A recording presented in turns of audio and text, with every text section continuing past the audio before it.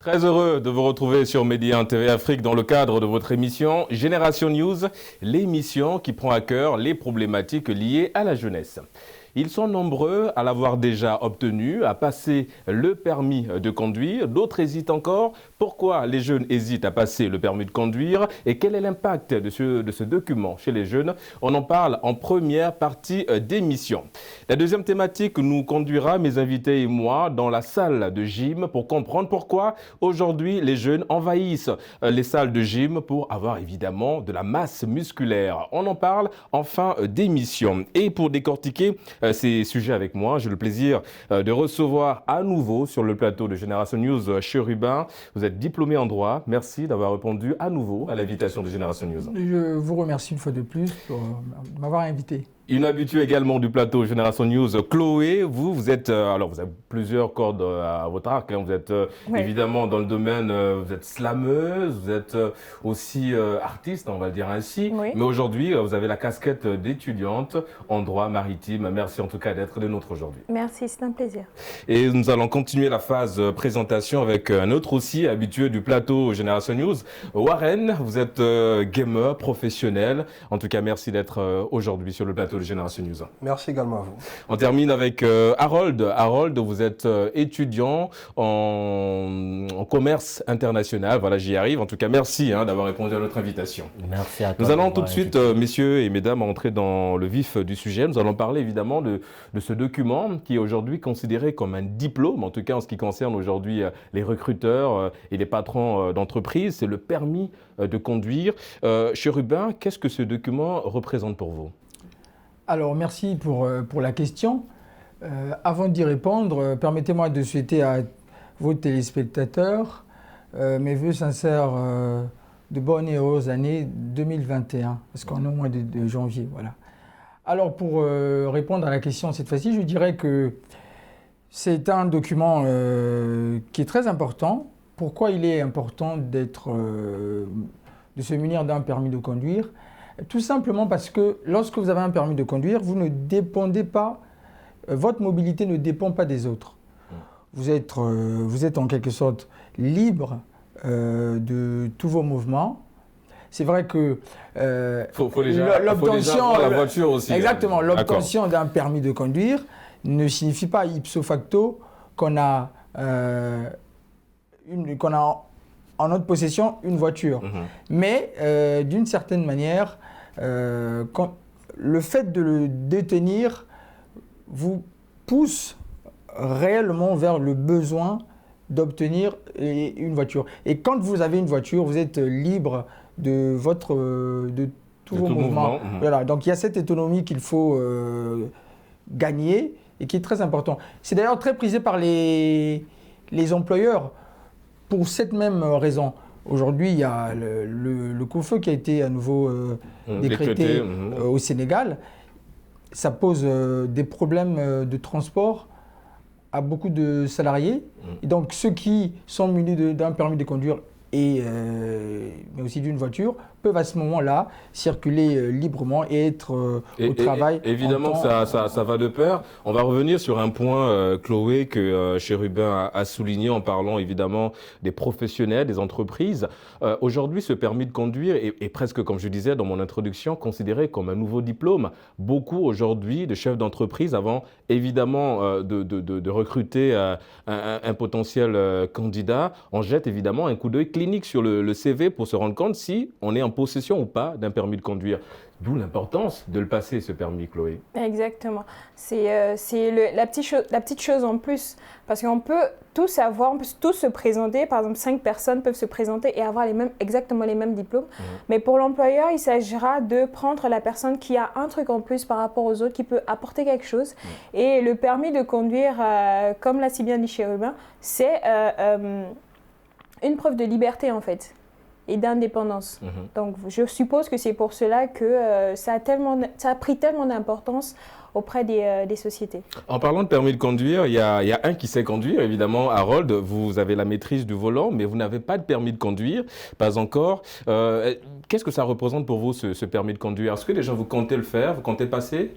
Oui, effectivement, je compte passer mon permis de conduire d'ici la fin de cette année. Et le permis de conduire, comme les autres l'ont dit, ça représente une certaine liberté, c'est-à-dire la capacité de se rendre, de quitter d'un point A à un point B sans Tout en étant en règle, hein, parce qu'évidemment, il y a des contrôles derrière et le permis de conduire aussi, ça vous évite ces genres de problèmes. Donc, je disais, la capacité de se déplacer sans passer par les taxis, tous les transports en commun. Avec un permis de conduire, tu peux facilement démarrer ta voiture et te rendre au travail, à l'école, aller au supermarché, faire des courses et tout ça. Mais vous comptez le faire, vous comptez passer le permis de conduire pour avoir uniquement cette forme d'autonomie, de liberté? Personnellement, c'est plus pour le petit plus que ça apporte sur le CV. D'accord. Parce que si c'était que la liberté, ça, je peux dire que je l'ai déjà parce qu'il y a des amis qui ont des voitures, qui conduisent.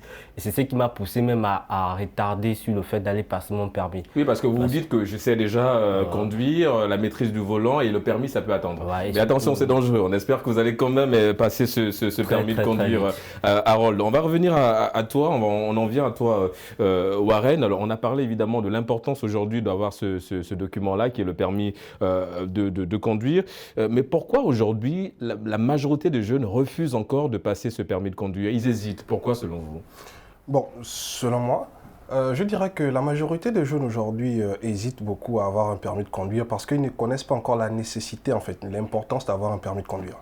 Comme les autres l'ont si bien souligné sur le plateau, et vous d'ailleurs, le permis de conduire, au-delà d'être un simple document administratif, au-delà d'être, on va dire, une pièce d'identité, parce que ça l'est aussi, représente aussi une prise de conscience, quelque part. Parce que lorsque vous prenez le volant, vous êtes conscient qu'il y a 50% de chances que vous fassiez un accident. Et 50% de chances que vous rentrez sain et sauf. Parce que ce sont des choses que beaucoup de personnes en fait négligent, mais qui sont réelles. Et les jeunes aujourd'hui sont un peu insouciants de cette chose-là et ne maîtrisent pas encore la portée du permis de conduire. Oui, mais est-ce qu'ils le savent réellement? Est-ce qu'ils savent l'importance de ce document-là? Justement, la question est là en fait. Est-ce qu'ils connaissent l'importance de ce document? Je pense que à mon humble avis, je pense que non. Parce qu'on se dit aujourd'hui qu'il suffit tout simplement de savoir conduire pour ensuite prendre la voiture.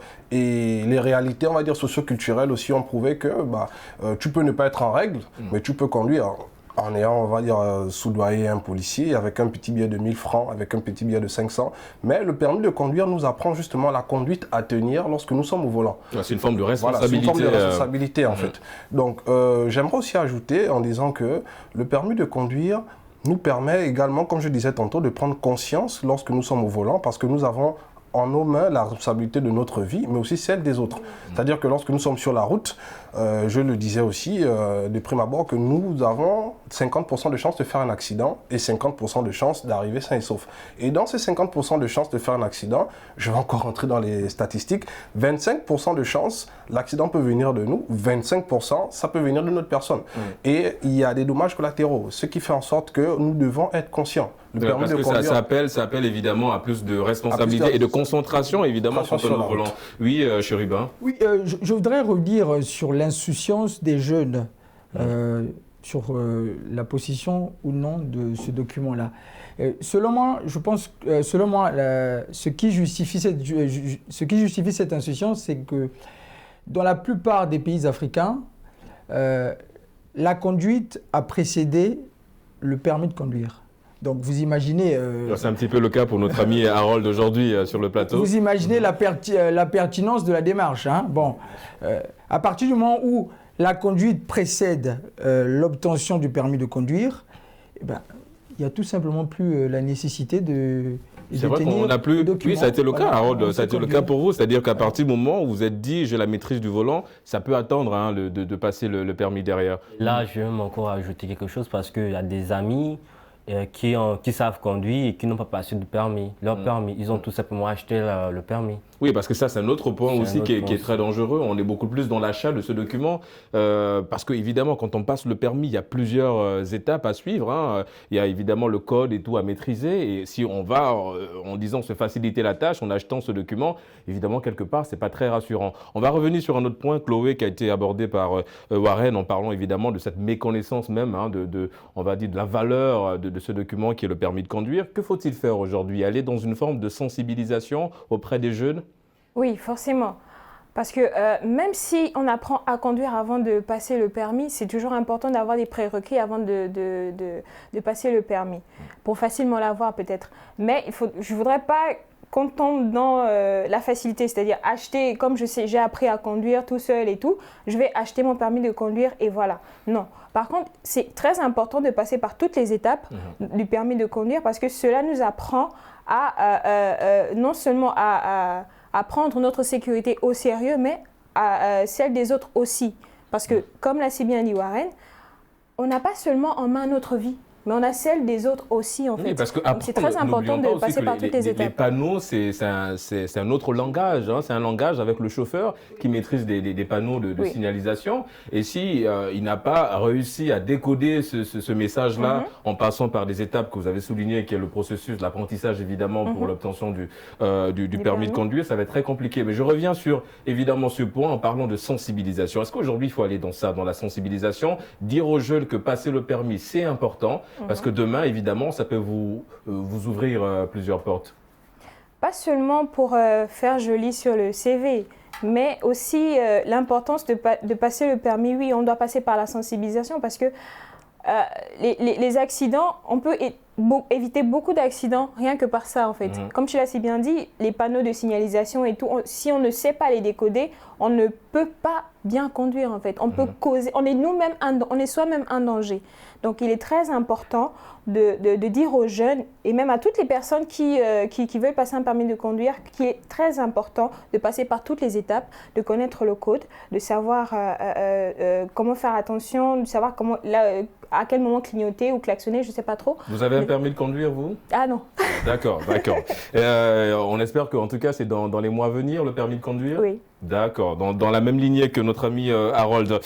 Harold, évidemment, on a parlé de ce langage codé, on a parlé de l'importance, en tout cas, pour les jeunes d'y aller, d'aller passer le permis de conduire. Mais que faut-il faire d'autre? Est-ce qu'il faut aujourd'hui insérer, on va dire, ce module-là, par exemple, dans les enseignements supérieurs, à l'enseignement supérieur, insérer le module conduite? Là, d'abord, il y a des établissements supérieurs qui proposent d'abord à leurs étudiants de passer le permis de conduire à un certain niveau, mais pas forcément comme un module à part. D'accord. Ça dépend de la volonté de tout un chacun. Si tu es disposé à passer ce permis, tu le passes. C'est ça en fait. Les écoles n'imposent rien par rapport à ça. Pour venir sur ce que Chloé disait, moi je pense que s'il faut imposer le permis, ou bien s'il faut essayer de parler un peu plus du permis aux jeunes, c'est pour les rendre un peu plus responsables. Parce qu'il y a des situations de la vie qui peuvent faire en sorte que la personne soit obligée de prendre le volant. Je prends un exemple tout banal. La maman est enceinte, l'enfant, l'aîné qui ne sait pas conduire, ou bien l'avant-dernier est avec la maman, il ne sait pas conduire, mais il a pris avec des amis. La maman commence à avoir des contractions, elle veut déjà accoucher. Contraction. Elle veut accoucher et tout. Du coup, qu'est-ce que le jeune doit faire? Il met la maman de la voiture et il affronte, comme on dit. Il affronte le bitume. Ouais, c'est vrai que Warren, c'est vrai que évidemment la situation qui a été décrite là par notre ami Harold, évidemment on retrouve beaucoup ce genre de situation dans la famille, d'où l'importance de ce permis de conduire. Je vais revenir à vous aussi en ce qui concerne évidemment l'apprentissage même très tôt et très vite pour accéder à ce permis de conduire dans les établissements d'enseignement supérieur. C'est le cas en Afrique du Sud, c'est le cas au Zimbabwe et au Rwanda où en fait ça reste pour le coup Harold, un vrai module. Est-ce qu'aujourd'hui, certains établissements, en ce qui concerne évidemment notre pays, bien d'autres pays africains, est-ce qu'ils doivent évidemment emboîter le pas, suivre cet exemple-là? Bon, moi, je pense que oui. Je pense que oui, parce que ce sera toujours un plus. Ce sera toujours un plus pour les étudiants, pour les élèves même, parce que justement, le permis de conduire, comme je le disais et comme nous ne faisons que le répéter, est aussi une prise de conscience. Et l'école, que ce soit à l'université, que ce soit au lycée ou au collège, et aussi une seconde éducation que nous recevons. Et justement, je pense que dans le permis de conduire, lorsque nous apprenons le permis de conduire, il ne s'agit pas juste d'apprendre à conduire. Voici pourquoi beaucoup de jeunes le négligent aujourd'hui. Le permis de conduire, ce n'est pas juste savoir conduire, parce que pour moi qui ai passé le permis, vous voyez, il y a la partie pratique et il y a la partie théorie. Expliquez-nous, comment ça se passe parce que nous, on est juste on est dans le commun mortel, on ne sait pas trop comment ça se passe. Expliquez-nous, comment ça se passe déjà pour la théorie avant la pratique? Comment ça se passe au niveau de la théorie? Bon, pour la théorie justement va vous apprendre déjà le code de la route, naturellement. Et dans le code de la route, c'est là où il y a l'apprentissage des panneaux, c'est là où il y a l'apprentissage justement de la priorité, c'est là où il y a l'apprentissage aussi de ce qu'on appelle le jeu de la route. Parce que vous voyez, quand vous êtes sur la route, par exemple, vous voyez sur la route, il y a plusieurs dessins, par exemple, qui sont sur la route et que vous ne connaissez pas forcément. Donc du coup, lorsque vous passez votre permis de conduire, on vous apprend tout ça. Tout ce qui rentre dans le jargon de la conduite. Et maintenant, pour pouvoir passer, on va dire, pour pouvoir passer à la théorie, il faudrait d'abord maîtriser, justement, on va dire, ne fût-ce que les 50%. Ça vous passez à la pratique, vous voulez dire. Pour passer à la pratique, il faut maîtriser ne fût-ce que les 50% de ce que vous avez appris, par exemple, du code de la route au niveau de la théorie. Ça vous permettra, n'est-ce pas, de pouvoir montrer maintenant de manière pratique ce que vous avez appris. Parce que justement, ce qui permet de ne pas causer les accidents, c'est parce que lorsque vous êtes en face d'une certaine situation, vous connaissez par exemple si j'ai la priorité ou pas. À quel moment, comme disait Chloé, allumer les phares, à quel moment mettre le clignotant ou pas. Parce que malheureusement, ce qu'on remarque aujourd'hui, c'est que pour beaucoup de personnes, réduisent le permis de conduite juste à savoir conduire. Donc malheureusement, je pense que si en fait les établissements, notamment dans différents pays africains, emboîtent le pas du Zimbabwe, de l'Afrique du Sud, du Rwanda, ce sera un plus pour les étudiants, pour les élèves, dans le cadre de leur éducation. Oui, parce qu'on aura en tout cas des étudiants et des étudiantes, on va dire, complets dans le sens de la profession et l'apprentissage de manière générale. Chérubin, est-ce que tout le monde est appelé à conduire? Est-ce que tout le monde est appelé à tenir un volant? Parce que n'oublions pas qu'il y en a qui ont la phobie du volant, il y en a qui ont encore un petit peu peur, il y en a évidemment parce que ça reste une forme de préparation aussi psychologique aussi quelque part hein, à devoir tenir le volant. Alors je vais répondre tout simplement en disant que ne peuvent conduire que que les personnes qui ont les capacités pour cela, c'est-à-dire... Lesquelles des capacités? Mais la première, c'est d'être détenteur d'un permis de conduire obtenu en bonne et due forme. Voilà. Et la seconde, c'est d'être un citoyen, d'avoir un sens assez élevé de civisme, parce qu'il ne suffit pas d'avoir le permis pour être un exemple sur la route. Voilà, donc moi je répondrai, je dirais comme ça. Mais vous me permettrez, je vais revenir sur le point, les recommandations. Il ne faut pas seulement étendre l'apprentissage du permis de conduire dans les écoles. Il y a aussi un autre facteur, c'est le facteur argent, facteur financier. Moi j'ai mené ma petite enquête parce que j'ai justement inscrit ça dans mon agenda 2021. Je vais bientôt apprendre à conduire. D'accord. Je fais mon mea culpa. Je pense que Chloé va y aller là, cette fois-ci. Je fais mon mea culpa, voilà. Mais par contre, je ne m'hasarde pas à jouer avec le volant. Bref, voilà. Bref, mais je dis simplement que pour obtenir un permis dans une école certifiée par l'État, il faut débourser en moyenne, au minimum 100 000 francs. Et quand on sait, quand on connaît quand on a l'idée du pouvoir d'achat dans les pays africains, franchement, on prête tous d'accord pour dire que c'est assez pour un jeune. C'est coûteux quand même pour un jeune. Voilà. Donc d'une certaine façon, ça peut aussi être un facteur de répulsion des jeunes qui peuvent justement avoir de la volonté d'y aller, mais quand ils se rendent compte de ce qu'il faut débourser en plus de la somme dédiée à la formation, il faut payer les timbres et autres. Et surtout que les écoles, les auto-écoles font tout pour que vous ayez besoin d'un maximum de cours. Et qui dit maximum de cours dit forcément il faut payer plus. Est-ce que vous pensez qu'ils sont dans eux, ces structures-là? Vous pensez qu'ils sont dans l'équation plus de cours, plus d'argent à gagner? Évidemment, c'est bénéfique si on donne plus de cours, s'ils ne sont pas sûrs que l'étudiant ou bien l'étudiante aujourd'hui peut en tout cas se lever et prendre le volant. Donc je pense que les cours multipliés, c'est beaucoup plus dans le sens de se rassurer. C'est gagnant-gagnant en fait. C'est gagnant-gagnant. Non, moi je ne partage pas du tout ce point de vue. Je pense que c'est plutôt un motif commercial. Voilà. D'où la nécessité justement de l'inscrire dans les programmes scolaires. Parce que ça reviendra moins cher aux étudiants qui... Donc, Warren, par rapport à ça, vous pensez qu'on doit subventionner le permis de conduire? Bon, j'aimerais revenir justement sur l'apprentissage. Allez-y. Vous savez, bon, pour moi, je sais pas, pour mes... On va dire, nos débatteurs aujourd'hui, je sais pas. Moi, par exemple, j'ai commencé l'anglais dès le pré-primaire. Dès le pré-primaire, j'ai commencé l'anglais on va dire, au primaire, en montant, etc., jusqu'à quasiment, on va dire, première année d'université, j'ai fait anglais. Donc, pour faire une comparaison avec le permis, vous savez, bon, l'apprentissage peut se faire, pour moi, depuis le bas âge.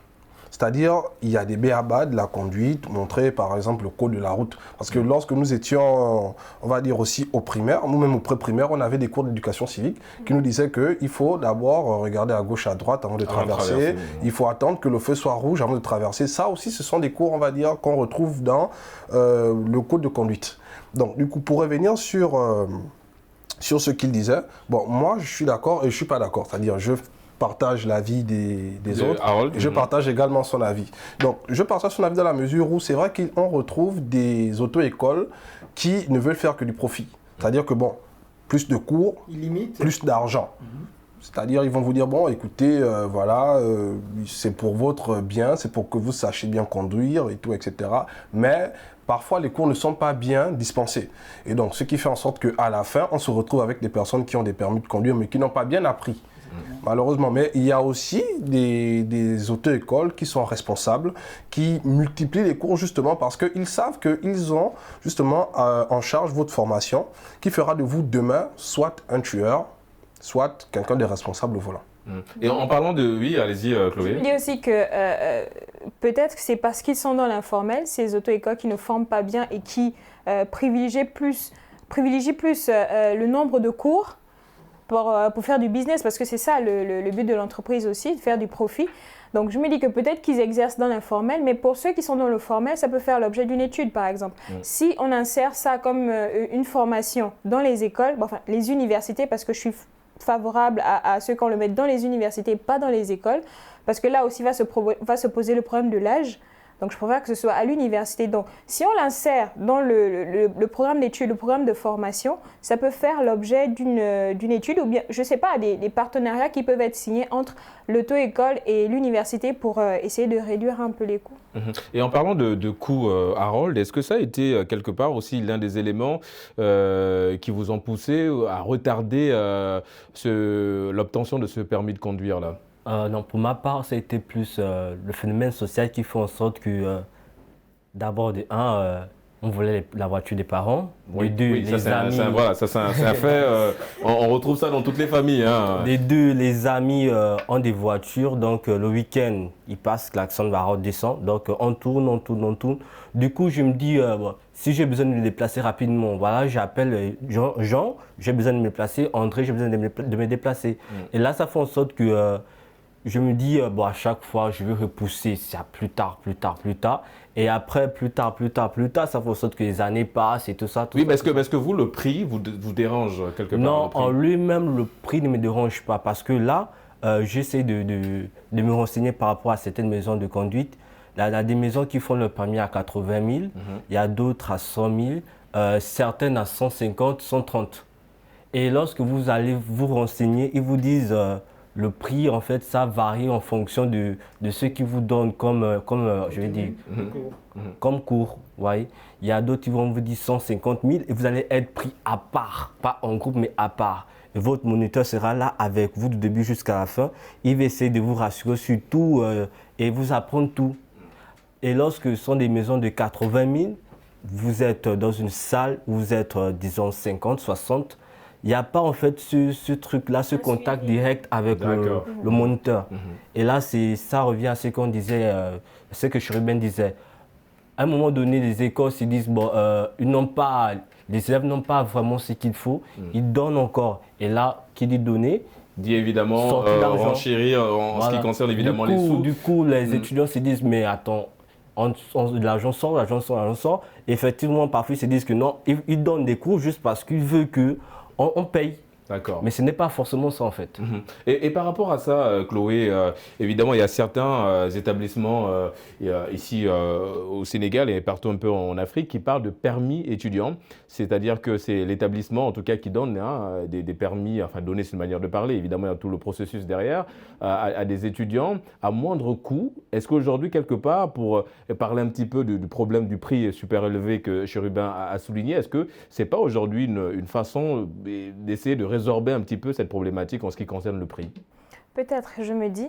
Et comme je le disais tantôt, signer des partenariats avec des maisons, avec comment dire, des auto-écoles, ça permet de réduire les coûts. Encore faudrait-il que ce soit des écoles fiables, reconnues, parce que si c'est pas reconnu, ils pourraient dire voilà, vous faites juste des cours et puis bof, voilà, des gens qui sont même pas aptes, habilités à vous enseigner. Donc je me dis que c'est vu que aller de soi-même, c'est cher, comme tu l'as dit, 100 000, 80 000, 150 000. Donc avec les écoles, sûrement, ils ont trouvé un terrain d'entente, peut-être avec l'auto-école, pour essayer de réduire les prix. En fait. Et qu'en est-il aussi du rôle, de la responsabilité des parents Chérubin dans ce processus d'accession au permis de conduire? Est-ce que les parents encouragent beaucoup? Est-ce que les parents sont aujourd'hui prêts à financer l'apprentissage? Alors, honnêtement, je ne peux pas répondre. À la place des parents, évidemment. Est-ce que c'est quelque chose que vous arrivez à percevoir, par exemple, dans votre famille ou bien dans la famille de vos proches, de vos amis en l'occurrence? Alors, moi, je vais vous dire ce que j'ai vécu. D'après les faits que j'ai, la plupart de mes collègues, mes amis, qui ont appris à conduire à la maison, la plupart, c'est à l'insu de leurs parents. Les parents ne sont pas là. Ils savent où se trouvent les clés du véhicule. Les clés du véhicule. Ils prennent les clés et ils s'en vont faire un tour. Voilà. Donc ça, c'est d'après les faits que j'ai. Maintenant, je ne sais pas. D'ailleurs, je ne pense pas. C'est pas la notion que je me fais de la responsabilité parentale. Je ne pense pas qu'un père aujourd'hui encouragerait son enfant à s'aventurer, à être devant le volant. Donc, c'est assez difficile de répondre de manière précise. Évidemment, je vais vous couper, Chérubin, parce que nous sommes arrivés au terme de cette émission. On marque une courte pause, on se retrouve dans une poignée de minutes pour la deuxième et dernière partie d'émission. À tout de suite.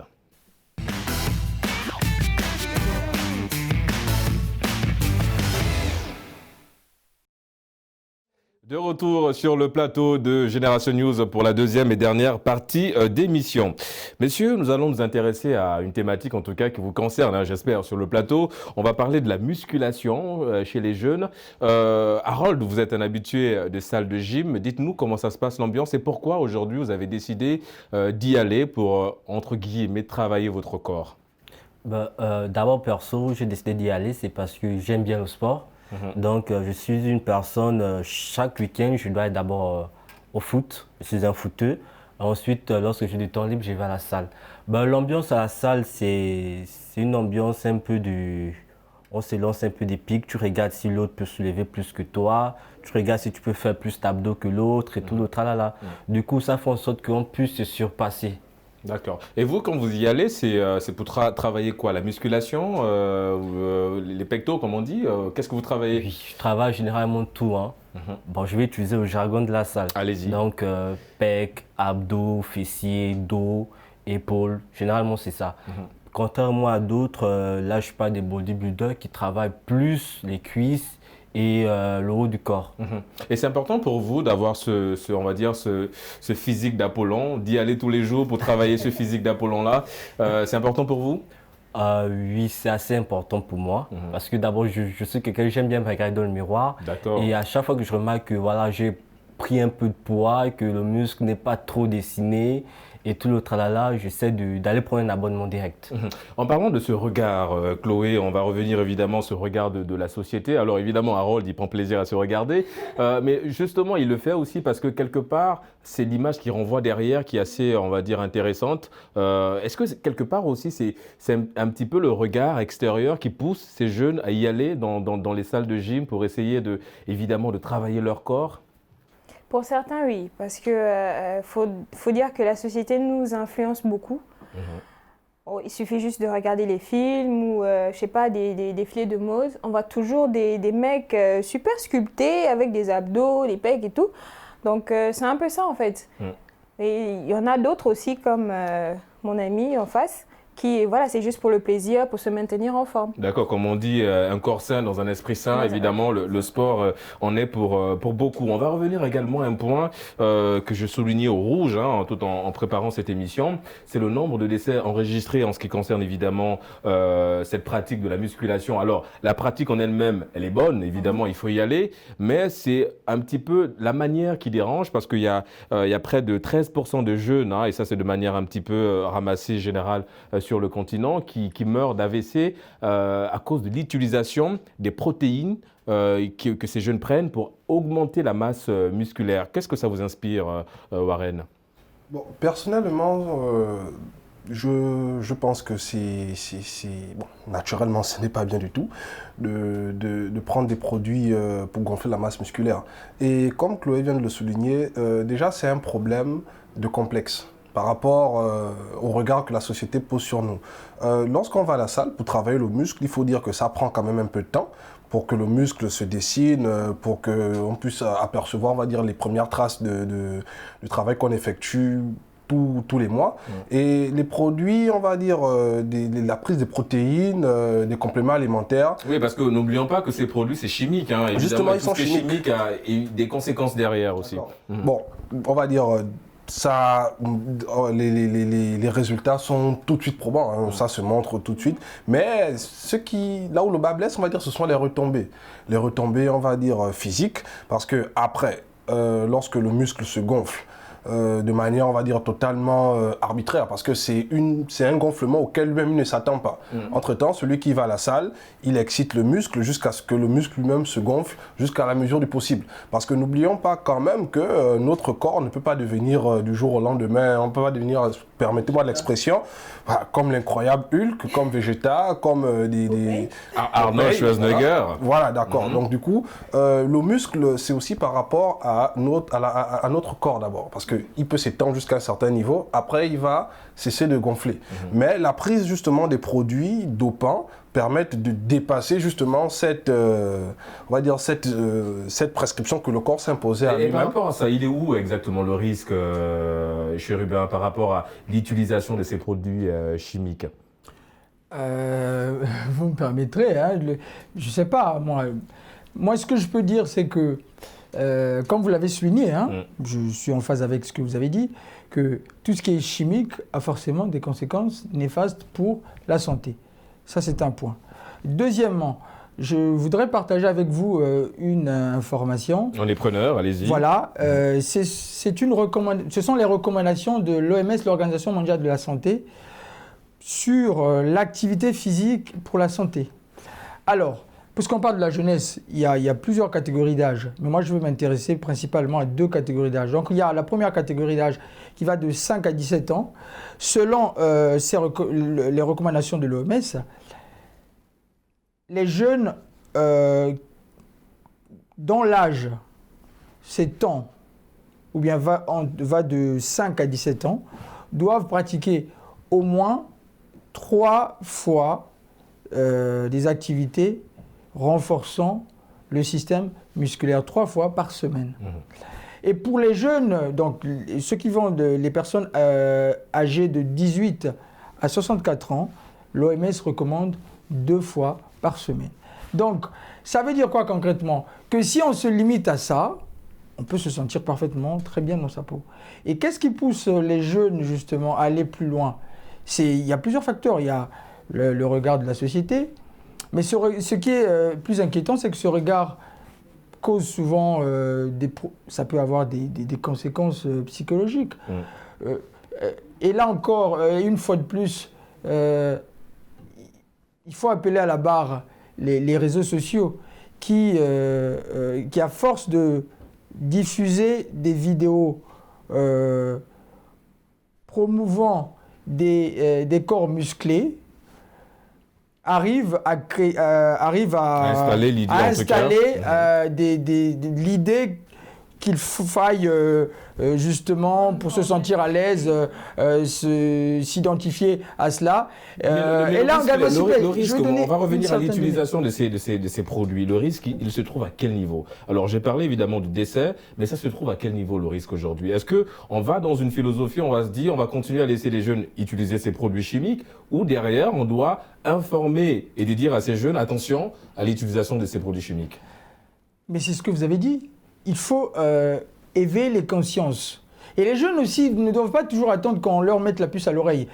Un jeune consciencieux doté d'un esprit critique ne doit pas s'adonner à ce type de pratique. Donc, c'est là où je disais qu'il faut appeler à la barre les réseaux sociaux. Je rappelle que le hashtag muscle regroupe plus de 45 millions de publications sur Instagram. Donc, c'est énorme. C'est un chiffre très alarmant et c'est à ce niveau qu'il évidemment, on va accentuer la sensibilisation vers les jeunes. Chloé, je vais revenir à toi, Warren. Chloé, évidemment, il a parlé du regard extérieur. Est-ce qu'aujourd'hui, c'est pas aussi quelque part le regard de la femme? Je vais m'expliquer. Parce qu'aujourd'hui, en fait, on a l'impression que la femme... Alors, évidemment, je ne vais pas tirer à boulet rouge sur la femme, mais quelque part, on a l'impression que la femme est beaucoup plus dans des critères et renforce encore ces critères. Aujourd'hui, les femmes veulent, par exemple, des hommes musclés. Est-ce que quelque part aussi, c'est pas un peu ce regard de la femme qui pousse le jeune aujourd'hui à se doper et pour aller, en tout cas, travailler son corps dans les salles de gym? Tout ça, ça revient au regard de la société, en fait, parce que non seulement l'homme, il est influencé par la société, mais la femme aussi, elle se dit, je ne peux pas être avec un homme qui n'est pas assez musclé et tout, que vont dire les autres, et puis je ne peux pas faire des selfies avec lui, mettre ça sur les réseaux et tout. Donc, vu qu'elle a envie de coller à un idéal qu'elle voit peut-être dans un film ou... dans le quartier où elle vit ou sur les réseaux sociaux, elle va se dire, bon, pour moi, mon mec, il doit avoir des pectoraux, je sais pas, de cette taille-là. Ouais, des tablettes de chocolat. Exactement. Bon, voilà. Nous, on n'en a pas, hein, mais bon. Ouais, ça, je dois avoir mon toy boy, en quelque sorte. D'accord. Et je veux revenir évidemment, Warren, évidemment, je veux revenir à toi, mais Harold, on a parlé de ces produits chimiques que les jeunes utilisent pour renforcer la masse musculaire, des protéines. Est-ce que les gens qui vendent ces produits connaissent évidemment la posologie même, l'utilisation de ces produits-là? D'abord, il faut savoir que notre corps sécrète ces protéines-là. Donc, nous avons la créatine, nous avons la whey protéine, nous avons le BCA, nous avons d'autres protéines. C'est vraiment, la liste elle est vraiment longue. Donc, du coup, qu'est-ce qui se passe d'abord lorsqu'on va à la salle? Il faut d'abord revenir sur la base. D'accord. Lorsqu'on va à la salle et on travaille, à un moment donné, on stagne. C'est-à-dire que le muscle arrête de gonfler de façon naturelle. Ce qu'il faut faire, ce qu'on s'est dit qu'on doit faire, c'est quoi? C'est prendre la protéine pour aller au-delà de ce que le muscle arrive à faire lui-même de façon naturelle. Et je parlais de posologie, mais est-ce que les gens qui vendent ces produits connaissent évidemment cette posologie? Exactement. Si, lorsque vous allez à la salle, vous avez un coach sportif. Ce coach, par rapport à vos besoins, par rapport à votre corps, ce coach va vous dire quel produit utiliser et par rapport à votre masse, comment doser ces produits-là. Du coup, les personnes bon, je sais pas, j'ai peut-être perdu des conneries, mais les personnes qui décèdent, je pense que c'est plus parce qu'ils sont allés au-delà. De la dose recommandée. La dose. Et qui s'injectaient même encore des substances, qui s'injectent aussi des substances prohibées, telles que des stéroïdes. Parce que la protéine en elle-même, c'est différent. On trouve ça partout. Par contre, les stéroïdes, ce n'est pas conseillé. C'est ce qui peut aller à des problèmes cardiaques, les troubles du comportement, le rein qui peut lâcher et tout le reste. D'accord. En tout cas, merci pour ces explications. On va revenir à toi, Warren. Il y a un point également qui est assez intéressant. Et je vais revenir à toi, Harold. Mais Warren, vous voulez rebondir sur un point bien précis? Oui. En fait, j'aimerais rebondir. Tout à l'heure, on était en train de parler, je ne sais plus si c'était Chérubin ou Chloé qui en a parlé. Bon, on parle justement du regard de la société. Il faudra aussi dire que les jeunes sont beaucoup influencés également par ce qu'ils regardent à la télé. C'est-à-dire, bon, on a beaucoup de jeunes qui sont fans de catch, d'accord, et on voit comment on va dire, l'archétype direct du catcheur. Il n'est pas mince, voilà, il est musclé. Ouais, parce que John etc. Cena, c'est quand même une baraque. Donc, exactement. il y a non seulement on va dire l'influence, on va dire de la télévision, à travers le catch, à travers même aussi des mangas, d'accord. Enfin, les programmes À travers qu'on des regarde programmes à la télé. qu'on regarde à la télévision, mais également parce que beaucoup de jeunes aujourd'hui se disent que si je suis musclé, je suis forcément fort. Donc, c'est-à-dire que dans la rue, je vais forcément influencer et on ne pourra pas m'attaquer facilement parce que les gens auront peur. Et c'est justement ce qu'il faut changer dans les mentalités en fait. C'est pas parce que nous sommes musclés que nous sommes forcément forts. La musculation ne rajoute pas la force. Voilà, la musculation ne rajoute pas la force physique parce que, pour la petite histoire, moi j'ai déjà vu des gars, on va dire, avec du gabarit de chérubin, c'est un compliment. Ah, mais non, mais c'est un compliment évidemment, chérubin. Bien sûr que ça en est un, parce que j'ai vu des gars, comme je disais, du gabarit de chérubin, c'est-à-dire des gars assez on va dire, fins, se battre contre des gars musclés et gagner le combat. Donc du coup, la muscu ne rajoute pas la force. Et justement, comme disait aussi Harold, qui fait de la muscu, il y a des protéines qui sont déjà sécrétées par notre corps. Et lorsque on rajoute plus, forcément le surdosage n'est pas bon. Et après, à un moment donné, le corps en fait une overdose et on perd la vie. Harold, je reviens vers toi pour évidemment accentuer un petit peu, creuser davantage cette information en ce qui concerne évidemment les protéines que le corps fabrique lui-même. Beaucoup, en tout cas, des jeunes qui pratiquent en tout cas la musculation, qui sont très abonnés aux salles de gym, hein, un petit peu comme toi, m'ont laissé entendre qu'en général, ils font fi des produits chimiques, ils reviennent au naturel, aux produits naturels. Est-ce que c'est en termes d'apport, c'est pareil, chimique et produits naturels? En termes d'apport, ce n'est pas totalement pareil. Est-ce que c'est moins risqué d'utiliser les produits naturels, les protéines naturelles? Ça dépend d'abord par ce qu'ils entendent par produits naturels. Parce que lorsqu'on parle de produits naturels, les protéines, on les trouve dans la viande, dans le poisson, on peut trouver dans les œufs. Et là, ça va dépendre de ton alimentation. Et pour 1 kilo de viande, il y a quelques grammes de protéines. Donc du coup, si tu veux avoir, je ne sais pas, 150 grammes, tu veux mettre 150 grammes de protéines dans ton shaker, là il faudra manger, je ne sais pas, combien de kilos de viande. Non, parce que non, mais il y en a qui se font des cocktails, hein, si je peux en tout cas, voilà, des cocktails à base de flocons d'avoine, du beurre de cacahuète, ce qu'on appelle la pâte d'arachide en Afrique. Flocons d'avoine, beurre de cacahuète, de la banane, du lait, du miel. Exactement, là c'est pour en fait consommer les protéines mais de façon naturelle. Parce que la poudre, c'est chimique. Du coup, les jeunes se disent quoi? Il est nettement mieux de consommer naturel que chimique. Mais là aussi, il y a une autre catégorie plutôt qui consomme chimique et naturel.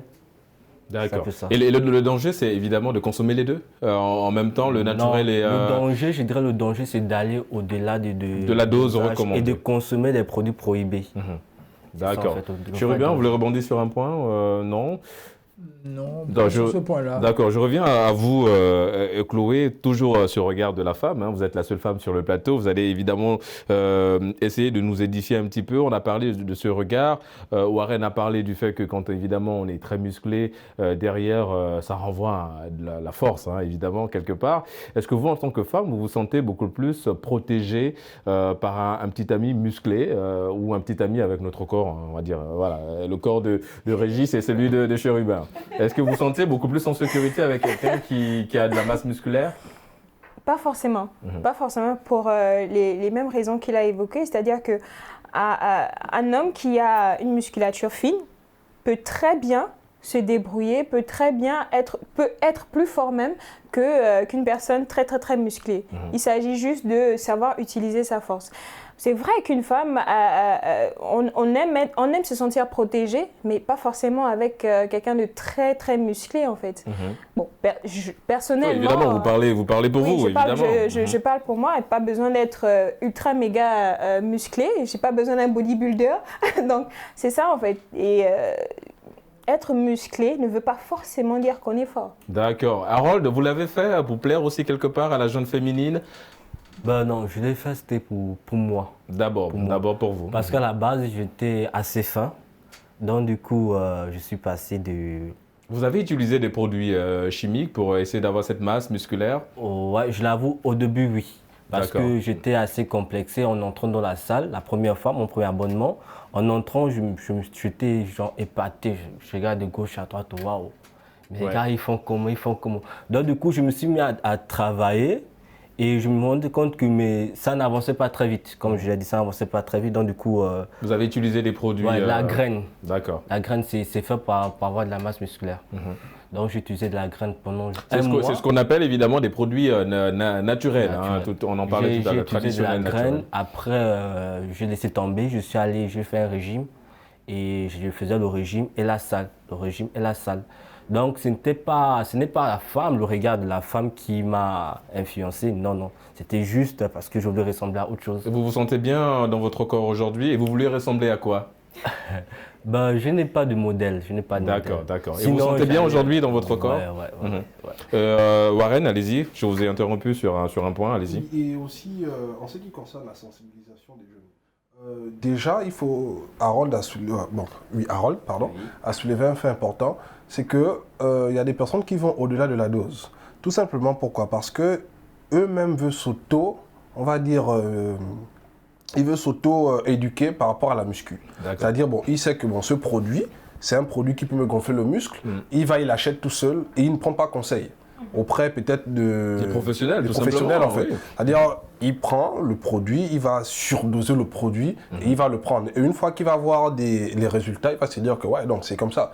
Et généralement, même nous qui le faisons, lorsque on va en pharmacie, on sait que bon, le paracétamol, c'est pour des maux de tête et tout, etc. On prend le paracétamol, on ne prend pas la peine de lire la posologie, on le consomme juste. C'est pas s'il faut prendre 2 comprimés, un comprimé, un demi-comprimé et tout. Et c'est aussi la même chose aussi au niveau des jeunes. Et je pense que pour une meilleure sensibilisation, il faudrait déjà aller dans... Parce qu'il y a des sensibilisations qui se font, mais elle n'est pas assez efficace. Et pourquoi selon vous? Bon, je trouve qu'elle n'est pas assez efficace parce que la communication n'est pas bonne, pour moi. La communication n'est pas bonne. Vous voyez, certaines marques utilisent, on va dire, des figures emblématiques du monde du sport, naturellement, pour pouvoir interdire certains produits. On a remarqué qu'il y a certains sportifs qui se sont fait d'ailleurs arrêter, qu'on a retiré des titres parce qu'on a constaté qu'ils se sont dopés. Et c'est une manière aussi de pouvoir interpeller la jeunesse, ceux-là qui ont pour modèle des sportifs de haut niveau. Ouais, ça a été le cas pour beaucoup. On a Voilà, vu c'était le cas pour beaucoup. Lance Armstrong, notamment le cycliste qui s'est vu retirer ses 7 titres de France pour cause de dopage. J'adore également. Justement, donc du coup, c'est une espèce de sensibilisation pour montrer aux jeunes notamment que si vous vous dopez, déjà, c'est pas réglo. Et aussi, il y a des risques derrière il y a des aussi. risques derrière. Parce que au-delà même de prendre des produits, il y en a qui s'injectent. Il y en a qui s'injectent directement le muscle pour le gonfler directement. Parce qu'on remarque même que lors d'une petite friction avec un individu, lorsque le muscle est contracté, il se gonfle. Donc, imaginez quelqu'un qui s'injecte, on va dire, je crois que c'est de l'huile et de l'alcool anesthésant. Il y en a qui vont jusqu'à s'injecter de l'huile. Justement, ils s'injectent de C'est l'huile. très répandu C'est une pratique au très Brésil, répandue au par Brésil exemple. notamment, Oui. justement. Il y en a qui s'injectent même du ciment pour pouvoir gonfler le muscle directement. Et le muscle, en fait, quand il se gonfle, c'est pas qu'il se contracte, il est irrité. Et lorsqu'il s'irrite, il se contracte, après il va durcir. Et lorsqu'il durcit, naturellement, ce sont des problèmes Oui, parce qui que arrivent. derrière, ça va être très, très compliqué. Chloé, vous allez dans le même sens que Warren. Il faut revoir la manière de communiquer en ce qui concerne évidemment les dangers liés à la musculation et à l'utilisation de ces produits chimiques chez les jeunes. Je me dis que il y a aussi, même si on multiplie les campagnes de sensibilisation, que l'on prenne à témoin des personnes qui ont vécu ce genre de situation et qui ont réussi à vivre malgré cela pour essayer justement de servir de témoin à ces jeunes-là. Je me dis que même si on multiplie les campagnes, la jeunesse, il y a aussi quelqu'un de jeune, ils sont un peu insouciants en fait. Mais est-ce qu'on peut pas, ça peut peut-être même arriver. Utiliser la même stratégie utilisée aujourd'hui dans des endroits un peu, on parle des endroits de la nuit, hein, des boîtes de nuit ou autres, qui vérifient évidemment votre âge en regardant votre carte d'identité avant de vous laisser entrer. Est-ce que quelque part on peut pas aussi aller dans cette démarche pour dire ok, vous n'êtes pas assez jeune pour n'êtes pas assez adulte, pardon, pour utiliser ces produits chimiques. Et donc, non, on ne vous le vend pas, tout simplement. Pourquoi ne pas aller dans cette stratégie-là? On peut instaurer ces mesures. On sait tous que dans les boîtes de nuit, même si on vérifie les cartes d'identité, mais je peux avoir une fausse carte d'identité, je peux soudoyer on les appelle comment? Le portier pour pouvoir rentrer. Donc il y a toujours des contours. À chaque règle, il y a toujours des contours et ils vont toujours et toujours chercher comment faire pour contourner la règle qui a été établie. Chérubin, une sensibilisation difficile au vu de tout ce que Chloé a avancé. Sensibilisation difficile, peut-être, mais et là ça suppose qu'il faille bien choisir ceux qui vont sur le terrain. Hein. Est-ce qu'on va choisir qui contrôle justement? Est-ce que ce sont des policiers véreux qui sont animés par l'appât du gain? Non, c'est beaucoup plus les vendeurs de ces produits-là qui sont issus aussi dans le contrôle, de se dire trop jeune pour utiliser ça, parce que comme Harold l'a souligné, je pense que l'âge aussi, c'est important par rapport à ces utilisations des produits. L'État doit justement avoir le dernier mot. Vous pensez que c'est une problématique sur laquelle l'État doit se pencher, mon ami Chérubin? Mais là, on parle de ce sujet peut-être parce que il y a eu des drames qui se sont produits. Non, mais c'est des produits Chérubin. C'est des produits autorisés à la vente. C'est-à-dire, il y a des pharmacies qui vendent ces produits-là, donc c'est autorisé à la vente. L'État ne peut pas aujourd'hui se lever et interdire la vente de ces produits-là. Alors, c'est vrai, c'est beaucoup plus aller, je pense, comme on l'a souligné, aller dans la sensibilisation, parce qu'aujourd'hui, notre ami Harold l'a utilisé, mais à dose respectée, comme on dit. Alors, l'État peut intervenir en ce sens de manière à ce qu'il fasse que l'achat de ces produits se fasse sur prescription d'un professionnel. D'accord. Et c'est en ce sens-là que je voulais, par exemple, en venir. Et là, je pense que ça permettra d'éviter des débordements. Voilà. Warren? Bon, la sensibilisation peut se faire aussi depuis la maison, c'est-à-dire avec les parents, sensibiliser les enfants, parce que même si l'enfant ne fait pas la muscu ou s'il veut s'adonner à faire la muscu, parce que, comme je l'ai mentionné plus tôt, je parlais des programmes télévisés, comme le catch, mais aussi des mangas, où on voit des personnages emblématiques, qui sont super musclés et tout, etc. Et on va dire, ces personnages et ces figures des programmes télévisés préférés des enfants deviennent facilement en fait des sources d'inspiration. Et donc à la maison, je pense que la sensibilisation doit d'abord commencer là. La sensibilisation doit commencer évidemment à la maison. Messieurs, je suis obligé de vous interrompre. Nous sommes arrivés au terme de cette émission. Merci à Chérubin, vous êtes diplômé en droit, d'avoir participé à cette émission. Chloé, ça a été un plaisir de te recevoir sur le plateau de Génération News. Harold, tu es toujours évidemment le bienvenu sur le plateau de Génération News. Merci à Warren également d'avoir participé à cette émission. On se donne rendez-vous, mesdames et messieurs, la semaine prochaine pour une autre thématique tout aussi liée à l'actualité de la jeunesse. D'ici là, prenez soin de vous et gardez le sourire en compagnie de nos programmes.